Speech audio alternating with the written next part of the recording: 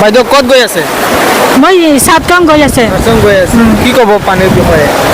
পানী ইমান ডাঙৰ হৈ আছে, কষ্ট পাই আছে। কষ্ট পাই আছে। হয়, ৰাইজক কিবা জনাব নেকি? দুখীয়া মানুহবিলাক অহা যোৱা কৰি কিনি একো কৰিব নোৱাৰে, ঘৰত থাকিব লাগে। আৰু ঘৰবিলাকো ইমান পানী ডাঙৰ হৈ কিনি বেয়া হৈছে, ঘৰ ভাঙিছে কাৰোবাৰটো, আমাৰো ঘৰ বেয়া হৈছে।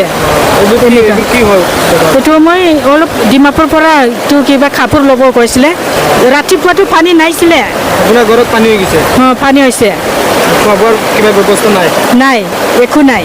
কি জনাব তাহলে? আমাৰ বিধায়কক কিবা জনাব নেকি? এই চৰকাৰে অলপ সহায় কৰিলেতো হ'ব। ৰিলিফ পাউডাৰ হয়। চাওক, এয়া হৈছে স্থানীয় লোক কেনেকুৱা কষ্ট কৰি আছে। আমি কোনো সাগৰৰ মাজত নাই, এইটো হৈছে এটা ৰোড হয়। ইয়াত বহুত কষ্ট কৰি আছে ইয়াৰ ৰাইজে। চাৰিওফালে পানী, কপিলী নৈৰ বাঢ়নী পানীয়ে যে এইবাৰ ৰাইজক কষ্ট দি যাব সেইটো খাটাং। এইটো বছৰৰ 2 নম্বৰ বানপানী, দ্বিতীয়বাৰৰ বাবে বানপানী আহিছে, যিটো বানপানীয়ে ৰাইজক বহুতো কষ্ট দি গৈছে। কি জনাব বিচাৰিব ইমান পানী আজি? ইয়াতে গাড়ী ঘোঁৰা যাব নোৱাৰে, মানুহৰ কিমান কষ্ট, মানুহৰ এই কষ্ট কেনেকৈ হ'ব? এবাৰ দুবাৰ কৰি 3বাৰ বানপানী হৈ গ'ল এইবাৰ লৈ পেলাই।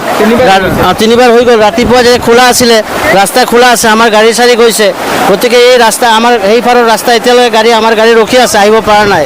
এইটো মানে এইবাৰত পানীটো অলপ বেছি নেকি? এইবাৰ মানে বেছি, মানে ছেকেণ্ডবাৰ যি হৈছিলে বেছি আছে, এইবাৰতো পানী বাঢ়িয়ে আছে বৰ্তমান।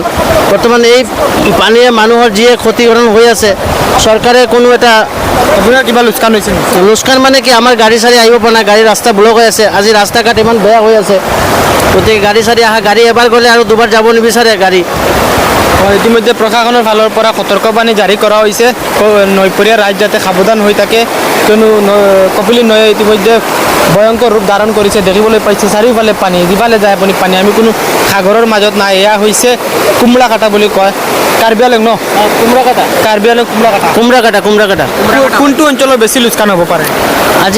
আজি আমাৰ সেইটো চাগৈ খেতি বাতি যিয়ে লগাইছিলে, মানুহে অলপ হাল চাল মাৰিছিলে, এইবিলাকতো নষ্ট হৈ গ'ল, মানুহৰ বহুতেই লোকচান হৈছে। গতিকে চৰকাৰে যদি কিবা কৰে তেতিয়াহ'লে চবেই ভালেই পাব।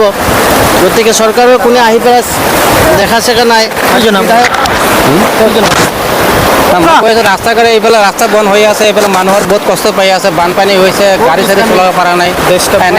আমিও নিশ্চয় জনাম চৰকাৰৰ ৰিলিফ ফাণ্ডৰ পৰা এইবোৰ বানপীড়িত ৰাইজক কিবা নহয় কিবা এটা সহায় কৰিব।